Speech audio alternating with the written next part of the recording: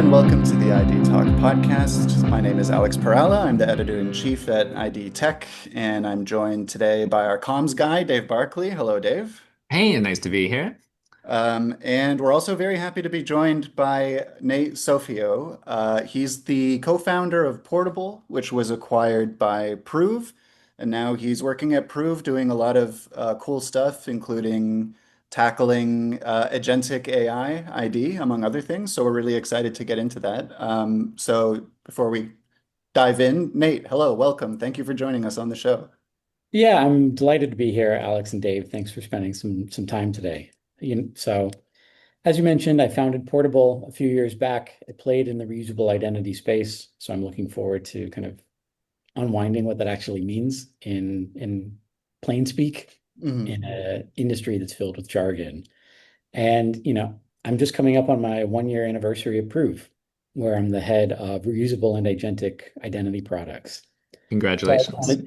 thank you. So on a day-to-day basis, that means, doing the blocking and tackling and strategic planning and roadmap work and go-to-market work for products that are designed to let our customers build identity ecosystems where they haven't been able to before.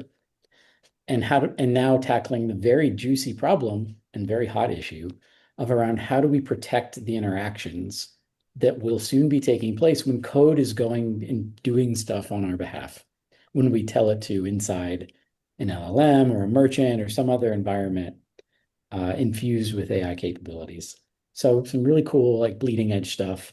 So I'm excited to walk you guys through what that means, maybe we could separate some fact from fiction and how that relates and builds on top of what Prove has done, over its decade plus in existence already. Yeah, I really Yeah, want to get into that. And I just quickly on that note, right before this call, I saw a post online from a founder of some messaging company. I couldn't quite figure out what their company actually does, but she had a very long post about how she basically like wired up her entire um, like file system, email, everything to Claude Code, and is like, it just runs my life now. So I think this is the future. I mean, this person is like at the vanguard, but this is kind of pointing to the future and some problems that you are going to be solving. But before we get to that, I'm just like curious to start at the beginning and Portable. And can you just explain a little bit about what Portable is and like how you co-founded it, like where did the idea come from and how did it lead to Prove? Absolutely. So, first things first, Portable was a reusable identity platform that provided onboarding and ecosystem tools to businesses, as well as an embeddable wallet for consumers to allow them to manage permissions, consent, all the nitty-gritty of where's my identity data being shared, but without having to do it by downloading an app. Mm. Ambitiously, like a lot of the other identity companies out there, we saw an opportunity to become the identity layer for the internet, in air quotes for people listening, and power simpler, safer enrollment, payments, peer-to-peer interactions, especially. So like anytime you have to prove that you're who you say you are, we should be able to play there. Now, tactically speaking, where did we get started and where did we end up by the time that we got acquired? Our main focus in our early days was with large enterprises dealing with identity fragmentation and looking for ways to resolve identities like within their own ecosystems. So like, is this John Smith the same as that John Smith? Or trying to create permissioned or more secure ways to share data between their partners and affiliates. So for example, we could power a portable proof of membership that may facilitate easier underwriting for a downstream lending partner. Another thing we had built into the platform was a reusable bank link. So once you prove yourself, you can link your bank in the same interaction without having to redirect, log in, and then come back again. If you're going through like a fintech enrollment that requires account funding. So those are the kinds of things that we specialized in while we were in market. Zooming out a bit, I ended up building Portable because, for kind of an obvious thing, identity verification, the status quo is that it forces people to repeat the same ceremony everywhere they have to verify themselves. It's a bit of a no-brainer. And at least up until that point, the industry was really focused on optimizing point solutions. How do we make this flow better, that, reduce the number of clicks, but fundamentally people are still taking, headshots and, pointing their phone at their driver's license and stuff like that. And I say this having worked in identity since 2011. First I focused on some like technical product concepts, say entity resolution, graph analytics, and I progressively moved towards, what I call applied identity. Know your customer, know your business, anti-money laundering, fraud, and then these sort of complex identity ecosystems. And then the common thing that I kind of kept coming back to over that decade plus in the industry is that there was nothing like a TSA pre-check for financial access, or there was no, fast pass of sorts for joining an app or service, regulated or not. And so my MO, at least in part, was to start playing with ways to stop treating identity as like just one-off events and thinking about it as a reusable primitive, sort of like how payments tokens are replacing card numbers for online transactions. So I said, okay, if we can do that and kind of solve for this TSA problem, that's a big unlock. Because once identity is reusable and with all its attendant governance and control functions around it, it stops being this like one-off compliance workflow thing that no one likes doing because no one likes spending money on it. And it's a pain, it's a drag on customer conversion. So how do we make identity an economic primitive that makes a lot of other stuff simpler? And if we get it right, it has massive implications. Fraudsters don't get to win by forging a better like fake ID. You can't McLovin your way into a bank anymore because there's ways to make bad guys provably false or like provably bad versus just like running probabilistic models. And at the end of the day, a lot of this is just about making the experience of financial access or financial mobility easier for people with good normal identities like you and me and at least most of our listeners. Good identities, we saw an opportunity to embed them with cryptographic material. They can get status checked, it can get refreshed, it can get verified with math as to its origins and whereabouts and reputability that you can't spoof. And like that became a really central tenet of figuring out how to, capitalize on this phrase that bounces around the identity industry called trust that travels. Mm. And that's the real background reason why I started down this path. Not the least of which is, well, I've been in the industry for a decade. I'm going to do what I know. Mm-hmm. But it's about darn time that this actually gets worked on in like a meaningful way. Because digital payments are pushing this, crypto is pushing this. And little did I know at the time, now AI is begging for reusable identity in order to succeed. And I hope we get to that by the end of the pod today. Nate, I'm glad you're here to break things down in plain speak. I'm pretty much Mr. Plain Speak around here. I get easily confused. So uh, so you've touched on it a lot, but can you explain to me just really basically what is reusable identity and why it's important to have reusable identity credentials? 100%. So the first kind of big umbrella caveat I'll say is that reusable identity is sort of a broad umbrella or a broad discipline around different types of digital identity standards and methodologies, really all designed around solving this problem that we opened up the chat with, which is controlled reuse. If you think about three parties to an identity interaction, there's the identity holder. So like if I'm getting carded, it's me, I'm the subject. There's the verifier. So it's the bank, the app, the service, the platform that I want to enroll in. And then there's something called an identity issuer. Now, it's various. If you have a driver's license, the identity issuer is the DMV or the state. A passport, well, the issuer is the US or your country of origin. If you're online, now it gets really interesting because your bank may want to issue an attestation for your identity for a specific purpose. Or to go back to a previous example, I may want to say that I'm a rewards member at such and such, because I need to show proof of that somewhere else if I want to get like a co-brand card or something to that effect. And so you have a three-party model to identity. Sometimes it's called the trust triangle. Now, with that is kind of the foundation. Reusable identity are a long list of standards, security techniques, cryptographic methods that allow people and businesses to solve for that sort of three-part interrelationship in ways to fit specific needs.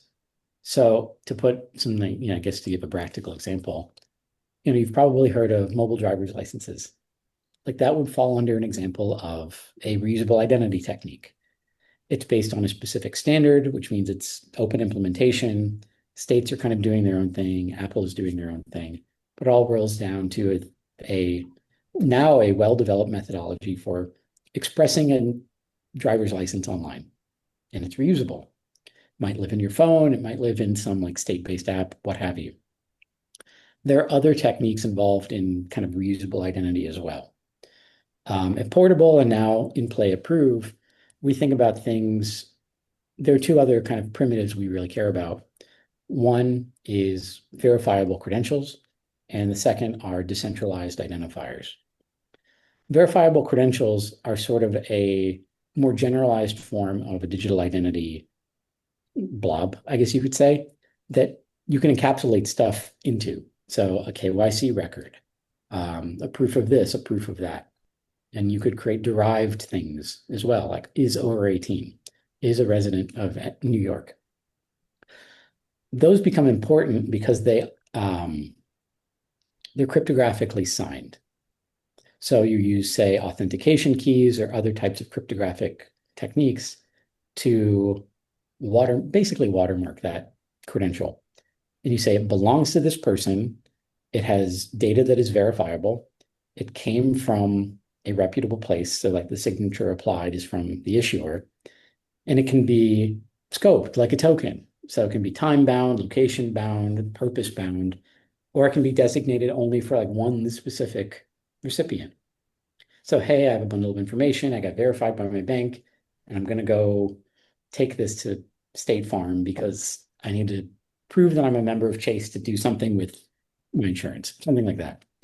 So you can do some really tightly controlled things with high assurance without having to go through the nonsense of like doc scanning and KYC from scratch. Decentralized identifiers are kind of a subclass of an identifier that also has some really cool properties around being able to, sign these messages, sign these artifacts, and be this sort of persistent anchor for these activities. You put those two things together, you get a really powerful set of tools that allow, participants in our network to effectively stop thinking about identity as like a read-only or like a consume activity, and now participate in identity networks on a read-write basis. And you can attach governance and controls and privacy restrictions and user consent to those signed objects rather than like free-floating data that we're accustomed to in like KYC or digital verification processes.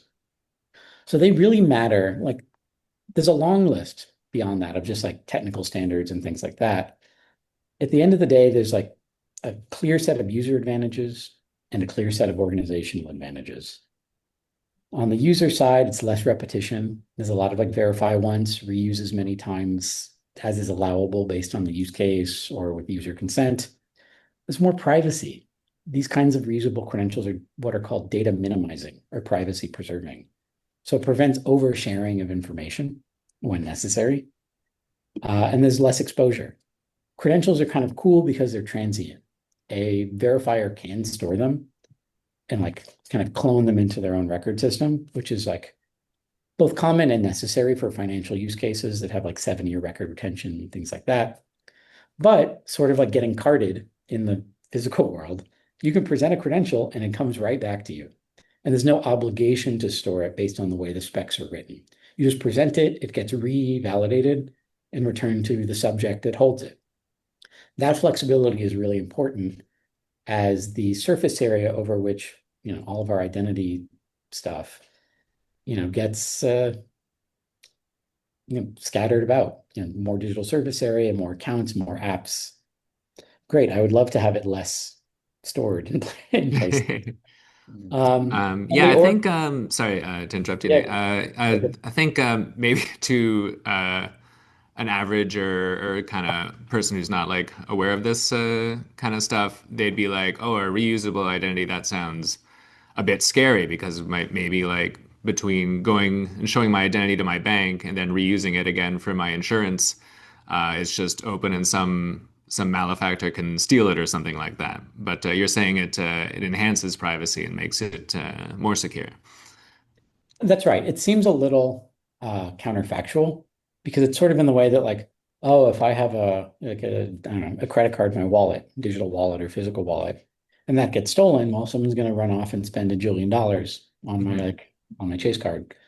The curious thing about digital identity credentials is that they can get tied to persistent digital identifiers, so they can't get like stolen or hijacked. They're kind of tethered to something.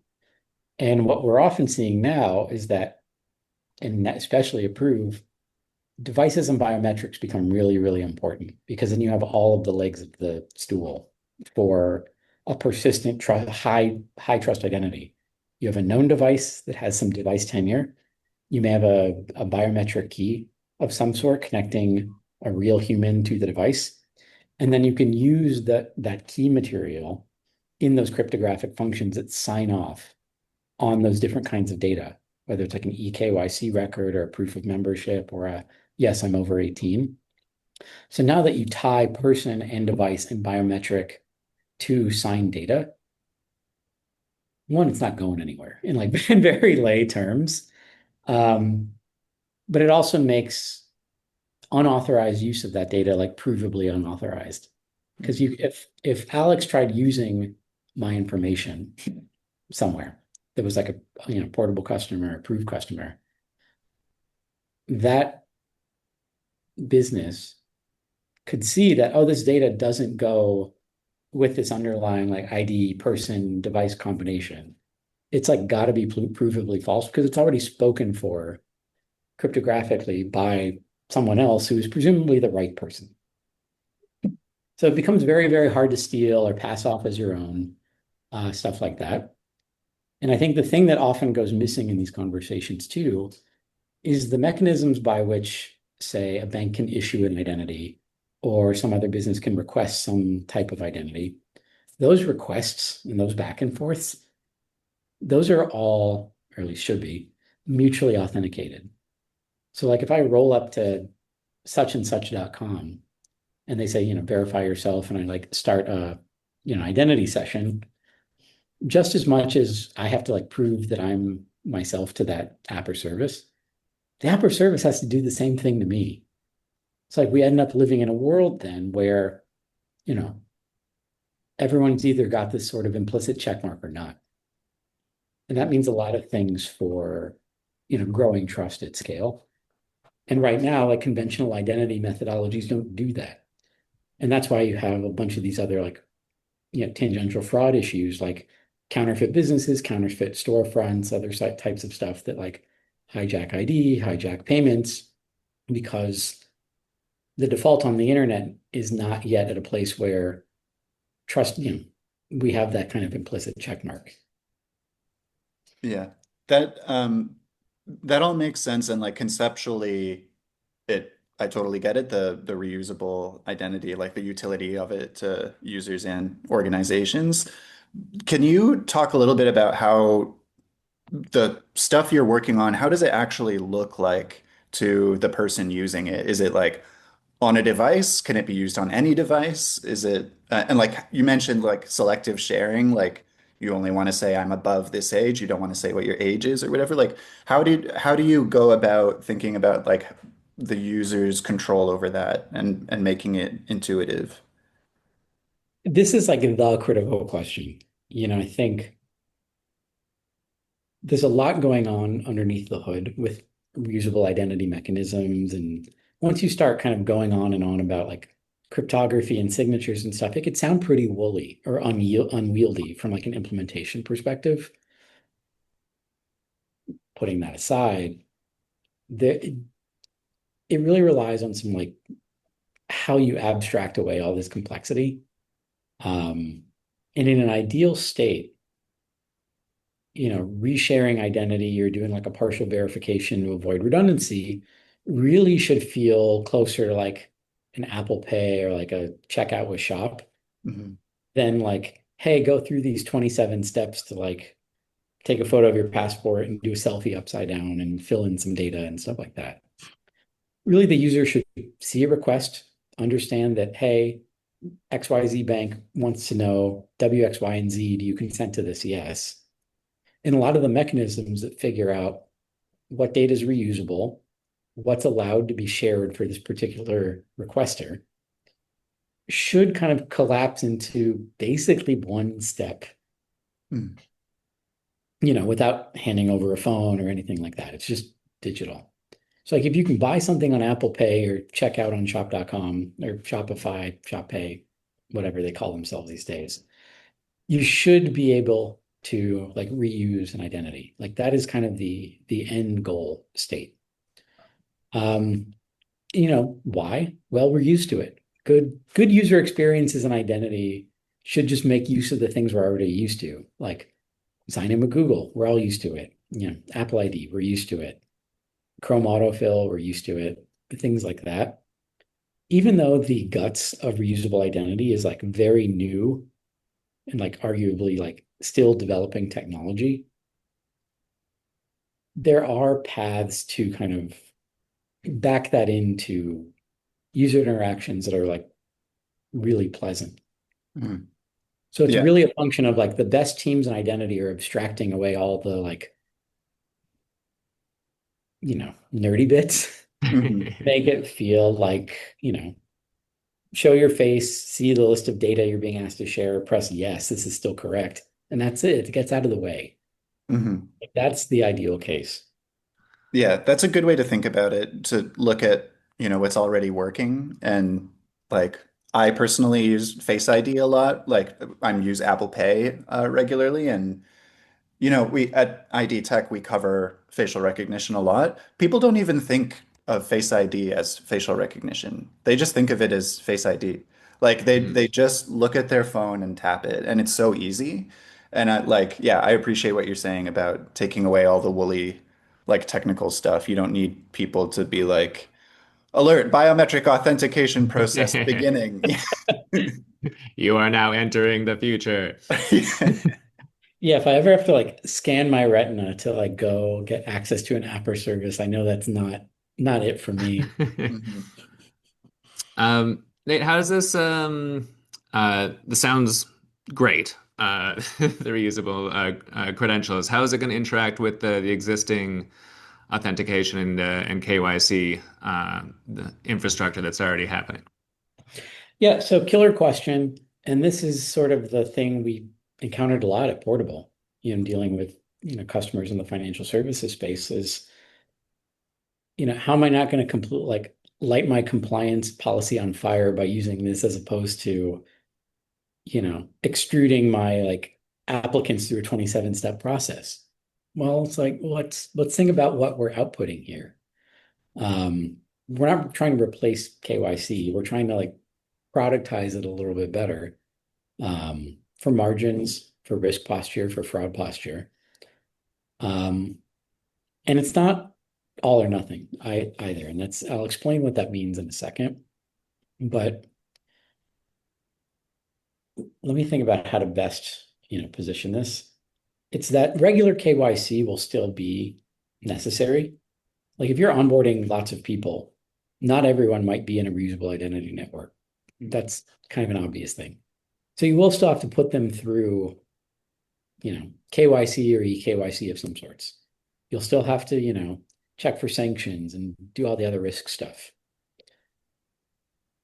The hope of reusable identity is being able to encapsulate valid KYC and associate the data and the connection to the underlying issuer, like a state or a government or a bank, for instance, and tag it to that person persistently. Because over time, the network becomes valuable and kind of self-sustaining. Like a good reputable identity should become cheaper to verify over time because its reputability should be self-evident in kind of the data. You know, the goal is to make as many onboarding events have a warm start instead of a cold start because it's cheaper to onboard a warm start person because there's an element of trust that comes along for the ride. And the way that I've described that digital credentials can be spoof proof and very like tightly controlled and governed, that anyone dealing with free floating KYC information should be really excited about being able to put a KYC record in a lockbox and, you know, stick it on one person persistently. You know, prevents some storage issues, it prevents privacy issues, it prevents, you know, credential abuse issues. So again, we can't replace some of these fundamental processes, but we can make it easier for people to verify themselves once they've done it the first time. So is it there, that is kind of the fundamental chicken and egg issue with reusable. It's you have to start somewhere. Mm. And so from a product perspective, it's what's the thin wedge? How do you get the like, you know, so-called remember me function into other user experiences so that the output of a user experience where you might be validating someone's, you know, data or whatever becomes persistent and kind of snowballs on that person over time. And that's why like reusable identity will never really have a big bang. You know, it's you have Apple's doing some stuff, Google's doing some stuff, you have stuff going on in the travel world, you have some bank-based stuff happening, say, in Europe. You have public-private partnerships in different parts of, you know, Asia and Europe and Latin America. They're all reusable identity in some way, shape, or form, using some standards or other standards.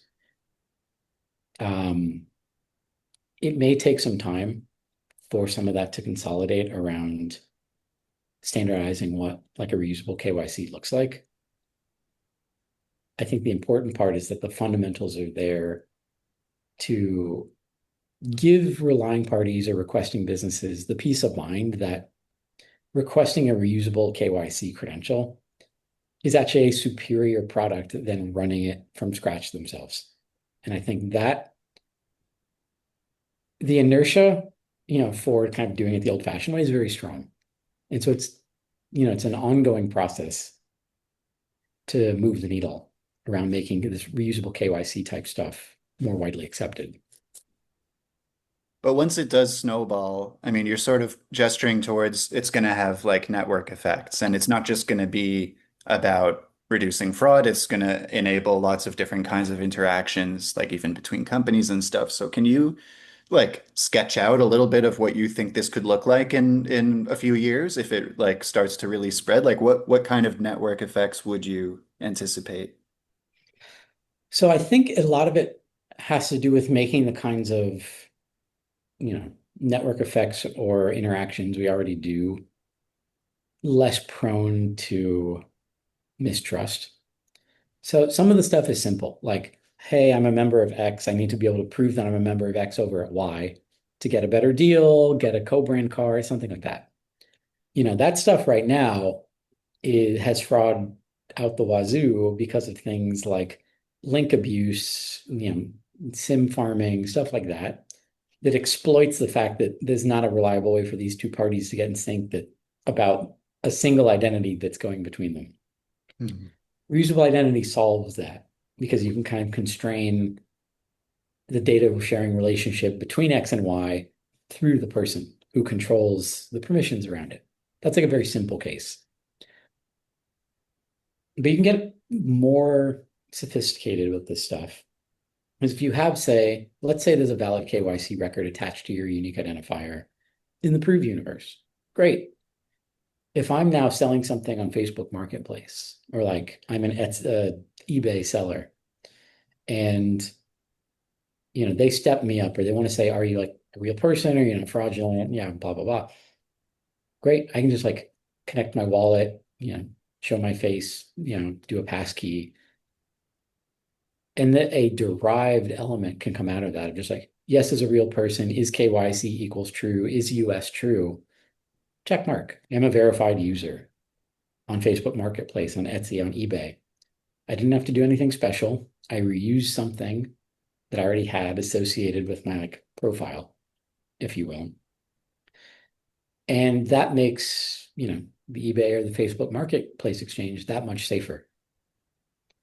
And then you can start creating some really cool trust and safety stuff around that. I'm just like, hey, I'm actually trying to sell like a $10,000 pool table. I only want verified buyers. Some stuff like that. Or, oh, I'm doing a big Airbnb rental, but I need to make sure that, both sides are, have the check mark, things like that. Hmm. Trust and safety becomes an implicit, no cost added feature that can be unlocked in any of these like very large online marketplaces. That's huge. I think I was reading some stat online the other day, like in 2026, resale and vintage and secondhand clothing will outpace new clothing buying for the first time ever. Like, Alex, if I want to buy a sweater from you on one of these platforms, I want to know that you own that sweater and that you're a real person. My Snoopy sweater is not for sale, but let's just go on. Alex, you're always trying to sell me fraudulent sweaters. So it's like that with Snoopy knocks off, it's Snoopy it's knockoffs. it reminds me like I was traveling in a non-US country some while ago and I saw a like knockoff Snoopy sweater hanging out of like basically the back of someone's car. And it was misspelled. And Snoopy looked a little distorted. And I looked more closely and I was like, who's Spoonie? Who's that? Who's that dog? Anyway, if I'm doing interactions online, I want to know that I'm dealing with the real Snoopy and not some Not character. spoony, yeah. Spoonie, yeah. Yeah. So there's a Um, lot of trust and safety stuff that becomes drop dead simple, no cost to affect. And it can be done through these platforms or even like straight up peer to peer, whether it's like remittances, Venmo type, like peer to peer interactions, same in crypto land, stuff like that. It becomes like effortless to say, yeah, this person's legit without actually having to do anything else. and it sounds like for like a CISO or any kind of like cyber professional at these, let's say it's somebody at Meta or Facebook or whatever, it sounds like for them, they basically don't have to worry so much about data retention because they're not even handling it. Or am I misread? Like, how do they need to think about it in this scenario? So that's a really good way to think about it at like a super high level. Now, granted, I've not sold anything in Facebook Marketplace before. It's not where I like sell my secondhand stuff. Mhm. But the principle still holds of if there's alternate ways for you to prove that you're like a legit person, and whether it's via an MDL or credential from your bank, or if you have a proof of personhood from like the beer, like a credit, like your Experian Boost account or something. I'm kind of riffing, like, and you just like reshare that to Facebook Marketplace. That does the job. Facebook doesn't need to hold on to the data. They just need a like is verified equals true associated with this like unique ID in Facebook land and the cryptographic proof that comes along with it. And it's enough to say that, oh, the Bureau vouches for Nate or Nate's bank vouches for him that he's a person, but no actual data is being moved around. It's Mhm. kind of the artifacts or the proof surrounding the fact that validated data has occurred and is now attached to this person. Mhm. So it's the ability to like without really any cost share these artifacts and extend the trustability of a person for these kind of interactions becomes really, really significant. Um, we haven't talked about AI or AI agents yet. How can these reusable identity credentials be applied to AI agents, and what does that look like? So this is the good juicy stuff that is like really my primary focus right now that we're in the new year here at Prove. And, I look at it this way, that to radically simplify, agents need two things to operate that humans have historically provided. So like identity and provenance. So again, like if I get carded, the bouncer can see that like me and the ID go together. Easy. Right. So how do we create the ability for an agent to hold up their own identity?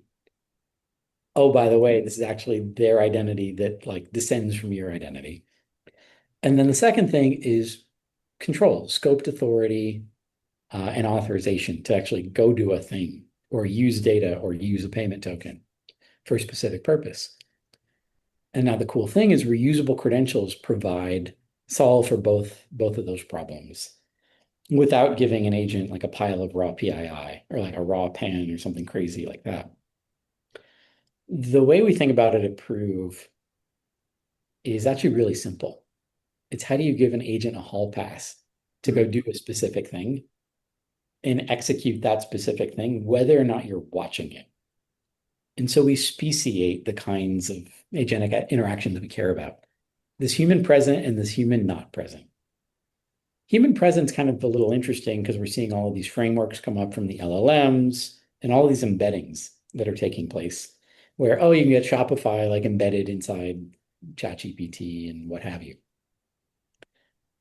Those interactions and those embeddings and populating checkout experiences are still agent mediated. And the fundamental thing around a human present interaction is that everything up until, buy the Snoopy sweater, you have to make sure that, the person is who they say they are on the other end. You will need to authenticate them. You will need to verify the connection between that person and the session they're operating in. It could be short-lived, long-lived. Short-lived would be I'm buying this sweater here in this embedding. Long-lived would be like watch this eBay auction for me. And then you have to deal with the payment methods. How do you make sure that the payment method goes with the person's authorized to use this payment method at this merchant, and that the agent knows what to do with that assemblage of PII and payment method, plus or minus whether you're a guest or you have an account at a merchant, and get that information over into a transaction experience. Human present is a little easier because you're just kind of there. Like as long as you like authenticate yourself and now you can say, okay, this is a verified session, the session itself is like, tied to cryptographic keys, stuff like that.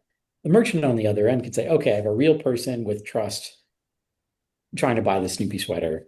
I'm going to let them proceed with the like embedded checkout page where they can add a payment method, do stuff like that. The stuff that gets really wild is when you send an agent off to go do something and you just go peace out and go on with your life. And that's like full delegation of the authorization mechanism, stuff like that. That's when So you're like, say, dear robot, go buy me a Snoopy sweater right now. Yeah, it And could they be could just go that. do that. Yeah, or hey, Alex put a Snoopy sweater on eBay, but the auction was closed for Finally. 3 days. Keep bidding until it goes over a limit, but I need to go, I'm not going to babysit the agent. So how do you do that? And that's much harder.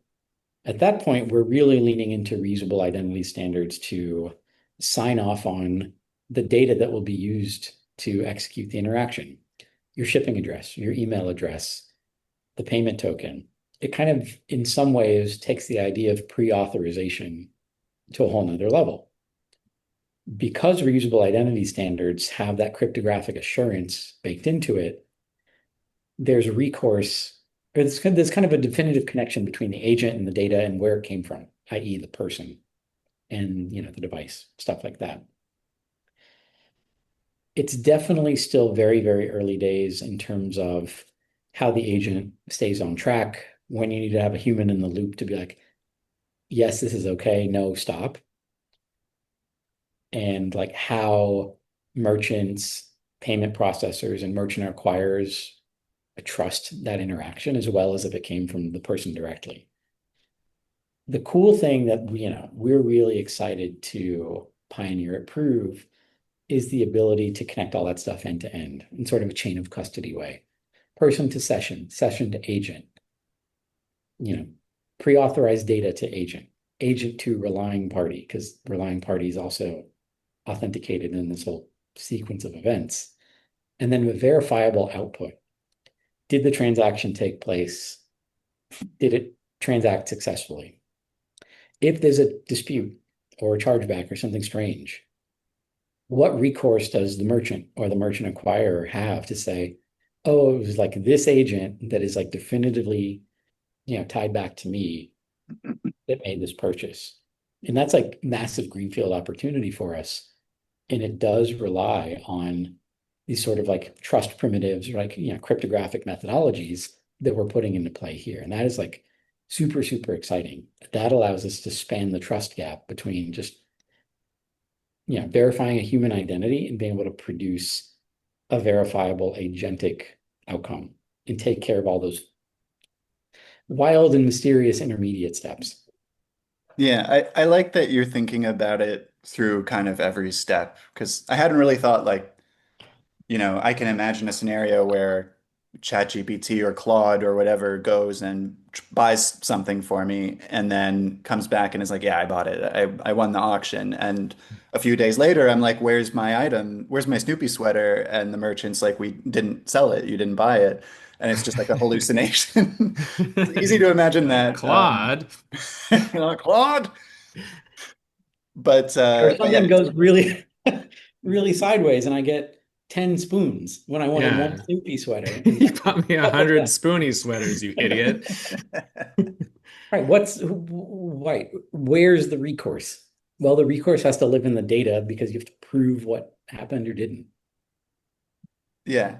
I that is like it's great. This is like probably a future that's closer than a lot of people realize. So I'm glad that you're already kind of figuring out robust solutions to this.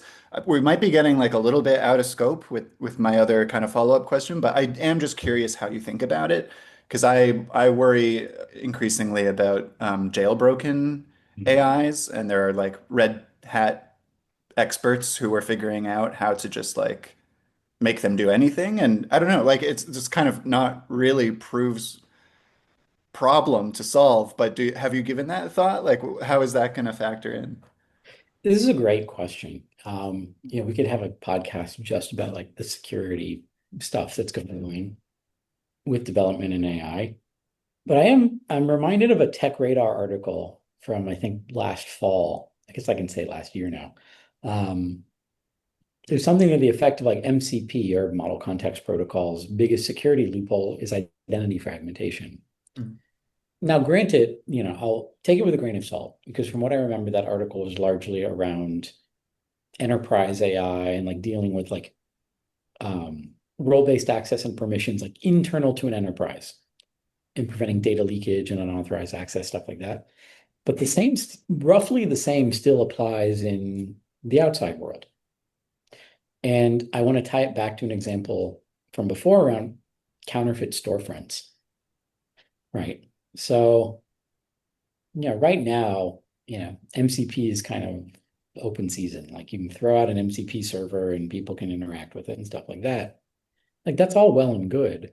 But if there's, you know, 17 Crate and Barrel MCP servers out there and I want to buy a couch and like stuff is coming through, one of the LLMs at me, I need to make sure I'm only interacting with the Crate and Barrel framework that has that check mark next to it.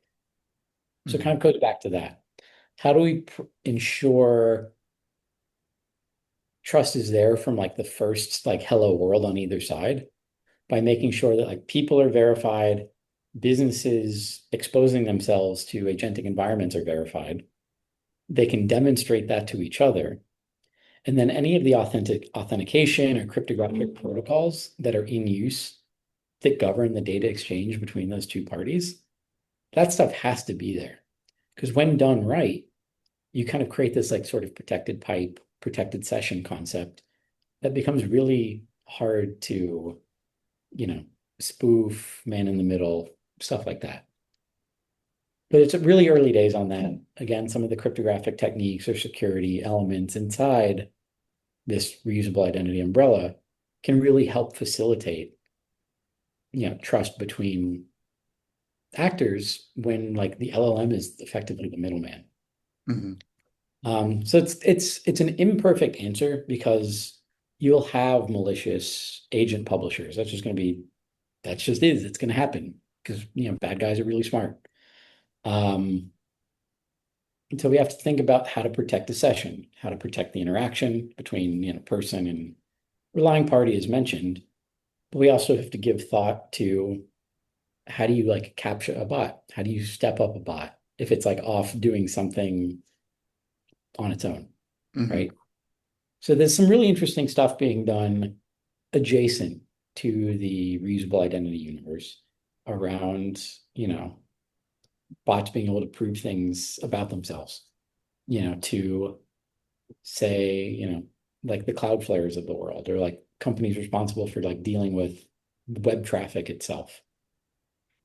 So that's now you get into a broader set of considerations of now you're protecting an interaction and you're protecting that and you're enabling that agent or like bit of code to go verify itself.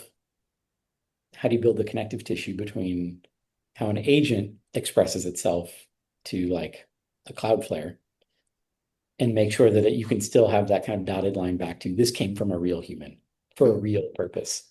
And it's like not a bot, it's not a spam, it's not like an agent writing atop a DDoS server, something like that.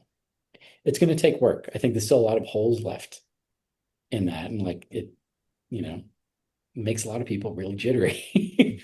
But it is a big opportunity space to solve. No doubt about that. Yeah, well, I'm really glad that people like you are already tackling it because, as I said, this future is coming faster than people realize. On that note, we kept you longer than we promised we would, so we really appreciate your time, Nate. And this has been a really interesting conversation. It's been a lot of fun. So thank you very much for joining us. Yeah, this was a delight. I hope the audience gets a few good nuggets out of this.